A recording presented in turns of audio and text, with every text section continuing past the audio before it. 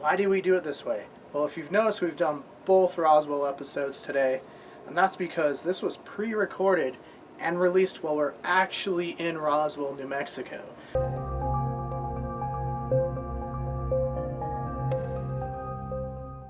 On this week of Weekly Abductions, we're going to start a mini-series about Roswell, where we are going to dive into the whole conspiracies, some potential cover-ups, and all sorts of other things within this mini-series. It's going to be multiple episodes. This will be episode 1, where we're going to film about Roswell Today. So we are outside of William Brazel's old ranch house, where back in 1947, this was the crash site that had all the debris spread across the field. Unfortunately, we can't get right up to the crash site because it is off limits to the public at the moment.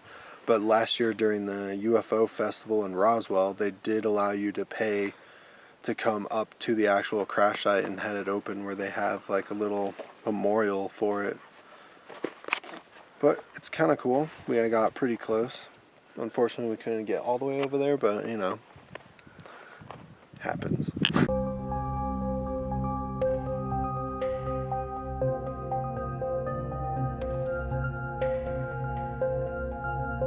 In front of the KGFL radio station, which was the big radio station that broadcasted, basically let the world know about the famous crash that happened here. Mack gave him a call because he had this strange metallic debris in his field, and then he was brought in for an interview.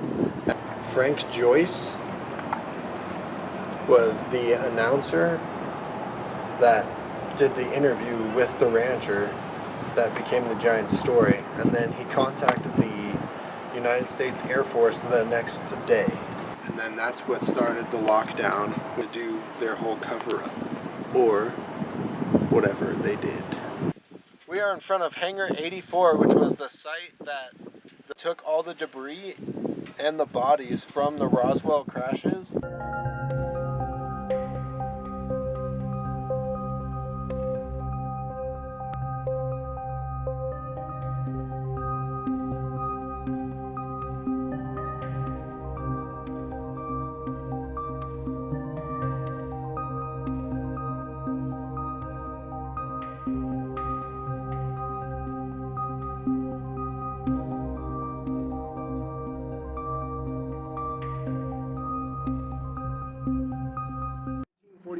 Glenn Dennis was working at the mortuary in Roswell when he got a call from the military around 1:15 to 1:30 asking how soon he can get a small child-sized coffin, and they said it was for future reference, or if something would happen in the future, how quick it could happen, and he said they can get it to him within the next day.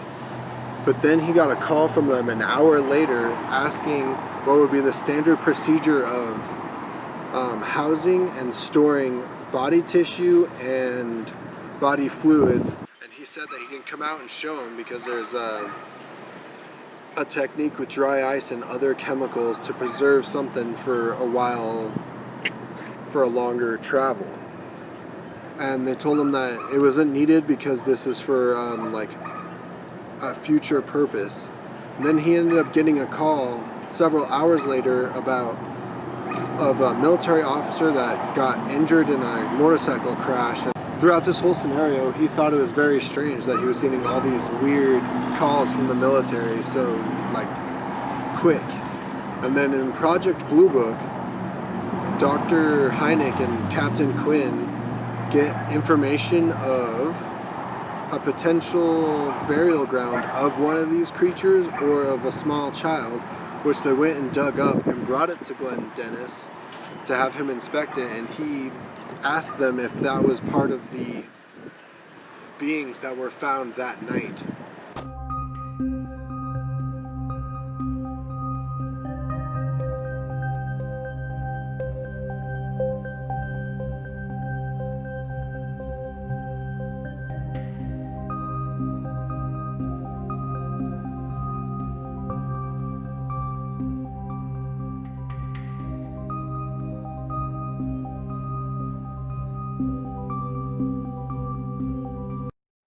I got this t-shirt from the UFO Space Walk. It was a really nice and neat walkthrough. Definitely check it out. You'll be seeing it in the clip up ahead. But definitely worth going to check it out. I like it because it's a black light activated t-shirt, so all this glows in black lights, which is a biggest theme of that walkthrough. So here it comes. Check it out.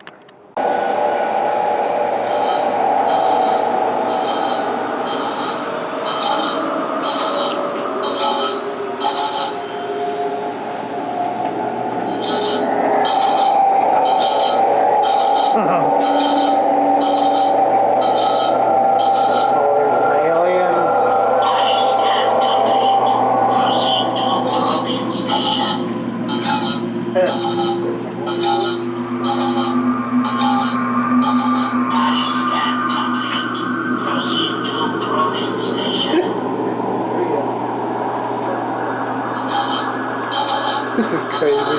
I like it.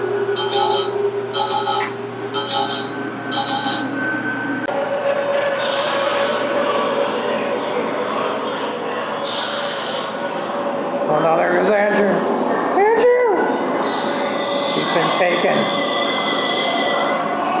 This is crazy.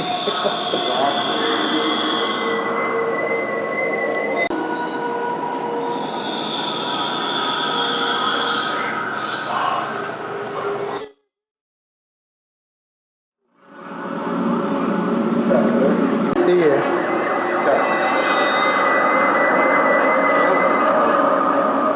have to talk loud. Yeah. So we're inside the spacewalk right now. This is talking. I don't think we're talking.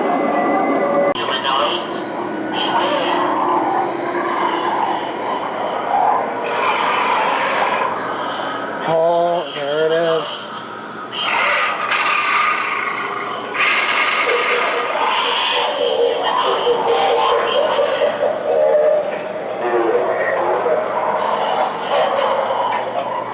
I want to give my input on the UFO spacewalk that was in Roswell.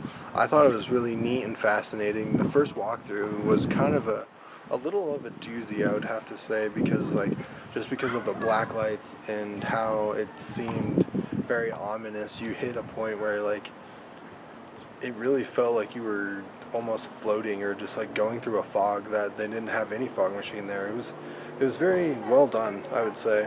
I actually enjoyed it. I indulged a little bit. I bought a couple things from there. Unfortunately, I'm not wearing any of it now. I'm wearing some other stuff from Roswell, but I did get some things from their shop, and definitely worth checking out. It's pretty neat and fascinating. I am wearing stuff from the alien invasion shop that we went to as well, which was also pretty neat. And yeah, it was definitely a really good time. Alright, so I'm going to bring in Matt to show you what t-shirt he got from the alien invasion shop out in Roswell. Yes. This lovely shirt right here from Roswell, New Mexico. Hey, have you seen the Poltergeist yet? Nah, I still haven't made time for it. Come on, man.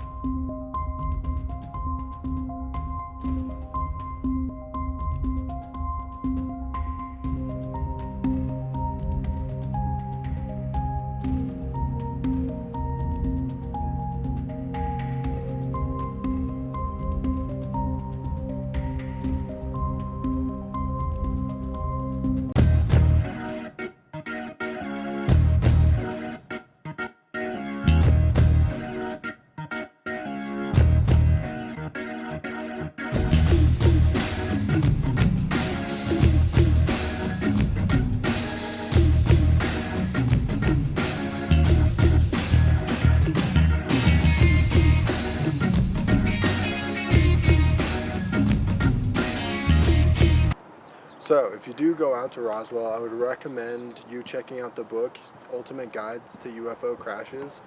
It's actually really neat. It has a lot of information in it about, well, basically small summaries about each location and the stuff. And they actually give you GPS coordinates to where you can actually go to some of the sites and locations.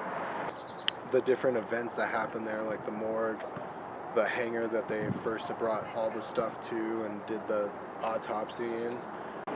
It's definitely a very fascinating read. It has a lot of like skimmed information in it, but it is definitely like very insightful for if you're out there and I'm just curious on various locations of stuff. But other than that, if you want to see more Weekly Abductions, check the link up here.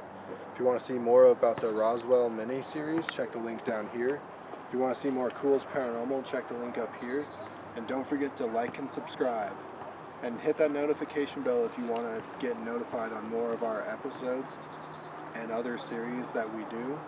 But I would suggest switching that bell to all opposed from personalized, because personalized will only give you a various notifications every once in a while, whereas all will give you notifications on all of our uploaded videos. Thanks for tuning in and have a wonderful day.